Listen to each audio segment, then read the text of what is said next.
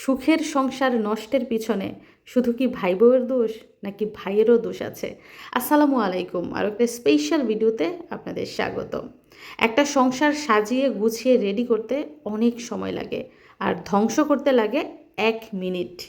সুন্দর সংসার এলোমেলো করার পিছনে সব দোষ কি ভাই বউয়ের একার? ভাইয়ের কি কোনো দোষ নাই? ভাই বউয়ের দোষ যদি 40% হয়, ভাইয়ের দোষ হচ্ছে 60%। কারণ জামাই তার বউকে শাসন করতে পারে নাই, উল্টো বউ দ্বারা জামাই শাসিত হয়েছে। যে সংসারে স্বামীর শাসন না থাকবে, সেখানে বউ কোনো দিন স্বামীর পরিবারের সাথে মিলেমিশে থাকতে পারবে না। বউকে যদি উস্কানি দিয়ে মাথায় তোলে, বউ তো মাথার উপর বসে কাঁঠাল ভেঙে খাবেই। শুধু একা খাবে না, সাথে 14 গোষ্ঠী নিয়েই খাবে। কথায় আছে না, সৎ সঙ্গে স্বর্গবাস আর অসৎ সঙ্গে সর্বনাশ। আমার ভাইয়ের কপালে সেটাই জুটেছে। ওহো, দেখেন, এখনও আমি আমার ভাই বলছি। এটা তো এখন অন্য কারো জামাই, আর কারো জামাই যদি কেউ কেড়ে নেয়, তাতে হয়তো বা আমার মা বাবার কষ্ট হবে, কিন্তু তারা না খেয়ে মরবে না।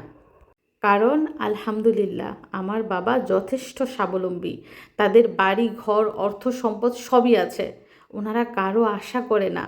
যাই হোক, সবশেষে আমি এটাই বলতে চাই, সুখের সংসার নষ্টের পেছনে বউ একা দায়ী না, সাথে বউয়ের জামাইও দায়ী। আর বর্তমানে বাড়িতে মা আর আব্বা একাই আছেন। আব্বা অসুস্থ, মাও মাঝে মধ্যে অসুস্থ হয়ে যান।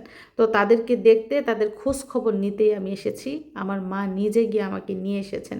আমারও তো সংসার আছে, আমারও বাচ্চা কাচ্চা আছে, শাশুড়ি আছে, পরিবার আছে, তাদেরও তো আমার দেখাশোনা করতে হয়। তো মা বাবারও খোঁজ খবর নেই, শ্বশুর বাড়িতেও সংসার করি। আমার ভিতরে তো জ্বালা পোড়া, আমার মা বাবা কষ্টে আছে। শুধু যে মা বাবা একা কষ্টে আছে তা না, মায়ের মতো বোনটাও কষ্টে আছে।